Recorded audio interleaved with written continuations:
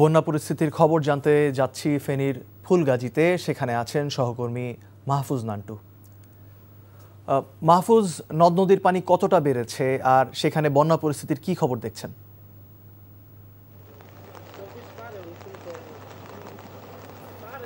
মুশফিক, গতকাল রাতে ফেনীর যে মুহুরী নদী রয়েছে সেই নদীতে বিপদসীমার 137 সেন্টিমিটার উপর দিয়ে কিন্তু পানি প্রবাহিত হয়েছিল। আর কিছুক্ষণ আগে আমরা যেটা জানলাম, পানি উন্নয়ন বোর্ড যেটা জানিয়েছে যে 130 সেন্টিমিটার উপর দিয়ে এখন পানি প্রবাহিত হচ্ছে মুহুরী নদী দিয়ে। আপনাকে আরেকটু জানিয়ে রাখি, ফেনীর যেই মুহুরী নদী, কুহুয়া এবং যে সিলুনিয়া, তিনটি নদীর আসলে 15টি স্থান দিয়ে কিন্তু ভাঙন তৈরি হওয়াতে ফেনীর ফুলগাজী এবং পরশুরাম এই দুটি উপজেলার অন্তত 35টা গ্রাম কিন্তু পানিতে তলিয়ে গেছে। আমরা এখন যে জায়গাটিতে রয়েছি সেটি হচ্ছে ফুলগাজীর বসন্তপুর এলাকা, এবং এই এলাকায় এসে দেখলাম যে তারা জানিয়েছিল স্থানীয়রা যে 24-এর যে বন্যা হয়েছিল সেই বন্যার ধকল তারা কাটিয়ে উঠতে না উঠতেই আবারও তারা বন্যার শিকার হয়েছে। এবং আমাদেরকে পানি উন্নয়ন বোর্ড যেটা জানিয়েলো, যে আবহাওয়া অধিদপ্তর এবং পানি উন্নয়ন বোর্ড যেটা জানিয়েলো যে অব্যাহত বৃষ্টির ফলে এবং উজান থেকে নেমে আসা পানির ঢলে ফেনীর এই অঞ্চলগুলি আসলে প্লাবিত হয়ে গেছে।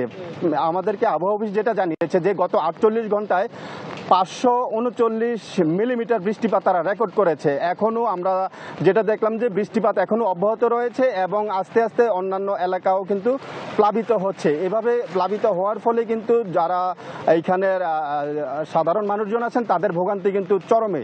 আমরা আরও খবর নিয়েছিলাম যে ফেনী পৌর প্রশাসন থেকে জানিয়েছিল যে তারা উদ্ধার তৎপরতার জন্য 11টি দল কাজ করছে, কিন্তু আসলে এখানে আসার পরে কিন্তু আমরা 11টি দলের মধ্যে কিন্তু একটি দলকে আমরা আসলে দেখতে পাইনি। আমরা ভেতরে যেতে পারছি না। ভেতরের যে অবস্থা রয়েছে সেটা আরো বেশি ভয়াবহ, কারণ পানি ভেঙে কিন্তু নদীর পানি ভেঙে কিন্তু লোকালয়ে প্রবেশ করছে এবং সেখানে কিন্তু স্বাভাবিক জীবনযাপন একেবারে বিপর্যস্ত হয়ে পড়েছে। মুশফিক, এ ছিল ফেনীর ফুলগাজীর বসন্তপুর এলাকা থেকে বন্যার সর্বশেষ। ফেনী জেলার বন্যা পরিস্থিতির খবর জানছিলাম ফুলগাজী থেকে। এবারে যাচ্ছি নোয়াখালীতে। সেখানে আছেন আমাদের সহকর্মী মাসুদ পারভেজ। মাসুদ, বন্যার সবশেষ পরিস্থিতি কেমন এবং প্রশাসন বন্যা পরিস্থিতি মোকাবেলায় কিরকম প্রস্তুতি নিয়েছে?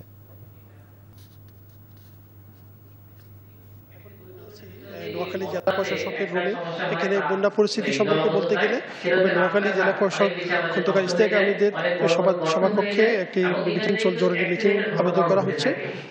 আবেদনে নোয়াখালী জেলা প্রশাসনের সকল কর্মকর্তা, সকল উপজেলা কর্মকর্তা, fire service, red crescent society সহ সকল কর্মকর্তাগণের নেতৃত্বে এখানে একটা মিটিং চলছে। তো এই মিটিং এখনো কোনো সিদ্ধান্ত দেওয়া হয়নি। দুর্যোগ ব্যবস্থাপনা প্রতিরোধে বন্যা পরিস্থিতি, বিশেষ করে যে দুর্গত এলাকায় আপনার পানি নিম্নাঞ্চল প্লাবিত হয়েছে, সেই প্লাবিত এলাকাগুলোতে কিভাবে আবার পুনরায় আবার সজাগ করা যায় সেই বিষয়ে এখন একটা পদক্ষেপের বিষয় নোয়াখালী জেলা প্রশাসনের নেতৃত্বে একটি মিটিং চলছে। তো আমি বন্যা পরিস্থিতি বলতে গেলে সেখানে বলতে হবে যে আপনার যে নোয়াখালী জজ কোর্টের প্রাঙ্গণ, নোয়াখালী প্রেস ক্লাব, জেলা প্রশাসনের সভাকক্ষের সামনে এসপি সকল ভবনের সামনে এখনো প্রায় 3 ফুট পানির নিচে তলিয়ে গেছে। সেখানে নোয়াখালী থেকে বন্যা পরিস্থিতির খবর জানাচ্ছিলেন আমাদের স্থানীয় প্রতিনিধি। বান্ডেল থাকলে প্রতি সেনমানিতে টাকা বাঁচবে। বিকাশ সেনমানি বান্ডেল কিনে জিতুন প্রতি লেনদেনে। এ পর্যায়ে আমরা যাচ্ছি পরবর্তী খবরে, যেখানে টানা বৃষ্টিতে বিপর্যস্ত রাজধানীর নগর জীবন। আগারগাঁওয়ে আবহাওয়া অফিসে আছেন সহকর্মী নাহিদ প্রিন্স। এবারে সরাসরি যাচ্ছি তার কাছে। প্রিন্স, বৃষ্টি টানা কতদিন চলতে পারে, আবহাওয়া অফিস কি বলছে? আবহাওয়া অফিস বলছে যে বৃষ্টি আজকের পরে অনেকটাই থেমে যাবে। বিকেলের পর থেকে বৃষ্টি অনেকটাই কমতে পারে, তবে মাস জুড়ে কিন্তু গুড়ি গুড়ি বৃষ্টি পড়ার সম্ভাবনা রয়েছে। আবহাওয়া অফিস এটি আমাদেরকে বলেছে। তো গতকালকে থেকে আজকে পর্যন্ত আবহাওয়া অফিস বলেছে যে 77 মিলিমিটার বৃষ্টি হয়েছে পুরো নগর জুড়ে। এতে ভারী বৃষ্টি বলা যায়। 77 মিলিমিটারের পরে যদি সেই 90 মিলিমিটারের উপরে বৃষ্টি হয় তাহলে সেটি অতি ভারী বৃষ্টি হবে। তো এছাড়া ফেনীতে কিন্তু রেকর্ড করা হয়েছে 399 মিলিমিটার বৃষ্টি হয়েছে ফেনী জুড়ে। এছাড়া আজকে থেকে বৃষ্টি কমতে পারে। এছাড়া তেমন কোনো যানজটের কিন্তু সম্ভাবনা নেই, সকাল থেকে কিছুটা ছিল। এছাড়া কিন্তু যদি বলি যে জলাবদ্ধতা কিন্তু প্রতিবারই বৃষ্টি হলে জলাবদ্ধতা সৃষ্টি হয়, সেটি কিন্তু অনেকটাই কম দেখা গেছে। আমরা মিরপুরে এলাকা ঘুরেছি, সেখানে জলাবদ্ধতা তেমন একটি চোখে পড়েনি। তো সব কিছু মিলে যদি বলি যে বৃষ্টিতে মানুষের গত দুদিনে যে ভোগান্তি সেটি অনেকটাই স্বস্তি ফিরবে বলে আমরা ধারণা করছি যে আজকে বিকেলের পর থেকে বৃষ্টি কমে যাবে। তো গতকাল থেকে কিন্তু সকালে গুড়ি গুড়ি বৃষ্টি হয়েছে, ভারী বৃষ্টি হয়েছে। তো এই বৃষ্টির কারণে অনেকটাই জলাবদ্ধতা দেখা গেছে, তবে সেই তুলনায় অনেকটা কম। যে গতবার আমরা যদি বলি যে গত বছরও যে পরিমাণে এই বৃষ্টি থাকলেই কিন্তু ঢাকা শহর পুরো ডুবে যায় বা মানুষের ভোগান্তি সৃষ্টি হয়, সেই ভোগান্তি থেকে অনেকটাই নিস্তার পেয়েছে মানুষ। তো আবহাওয়া অফিস পরবর্তী নির্দেশনা কি দেয় সেটি আমরা অপেক্ষা করছি, যে পরবর্তীতে আরও কিছু তথ্য আছে কিনা। এছাড়া যে সমুদ্র বন্দরগুলোকে 3 নম্বর সতর্ক সংকেত দেখিয়ে যেতে বলেছে তারা, নদী বন্দরগুলোকে 1 নম্বর সতর্ক সংকেত দেখিয়ে যেতে বলেছে। কারণ বৃষ্টির কারণে যে সেই বঙ্গোপসাগরের লঘুচাপ এবং লঘুচাপের কারণে যে সৃষ্টি এই বৃষ্টি, সেই কারণে হয়তো যে ট্রলার বা ছোট ছোট নৌকা সেগুলো যেন নদীতে না যায়, সাগরে না যায়, এটি তারা বলছিলেন। তো এই ছিল আমার কাছে রাজধানীর আবহাওয়া অফিস থেকে সর্বশেষ। আগারগাঁও থেকে জানছিলাম আবহাওয়ার সবশেষ পরিস্থিতি। চট্টগ্রামে জলাবদ্ধতার খবর জানাচ্ছেন সহকর্মী শামসুল হক হায়দরি। সেখানে যাচ্ছি এখন সরাসরি। হায়দরি, অবিরাম বৃষ্টি হয়, চট্টগ্রাম শহরের জলাবদ্ধতার কি অবস্থা দেখছেন?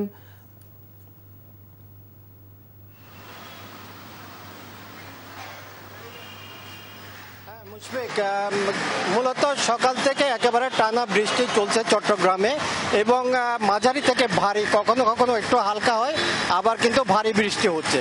তো গতকাল থেকে বৃষ্টি হচ্ছে, আজকে একটু বেশি বৃষ্টি হচ্ছে। এর ফলে চট্টগ্রামের কয়েকটি এলাকা, বিশেষত পূর্ব দিকের বহদ্দারহাট এবং ওই এলাকাগুলোতে, বাকলি এলাকাগুলোতে কিছু কিছু পানি জমেছে। তবে আমরা অন্যান্য বছর যেভাবে আমরা জলাবদ্ধতার শিকার হতাম চট্টগ্রামবাসী, এই বছর কিন্তু সেই রকম আমরা দেখছি না। তো অন্যান্য বছর এইরকম বৃষ্টিতে আমরা কোথাও হাঁটু, কোথাও কোমর পানি পর্যন্ত হয়ে যেত।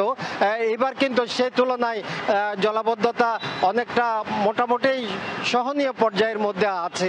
তা আমরা আবহাওয়া অফিসের সাথে কথা বলেছি যে আজকে সকাল 9টা পর্যন্ত পূর্ববর্তী 24 ঘন্টায় 85 মিলিমিটার বৃষ্টি রেকর্ড হয়েছে, এবং আজকের দিনে এই বৃষ্টির পরিমাণটা আরও একটু বেশি।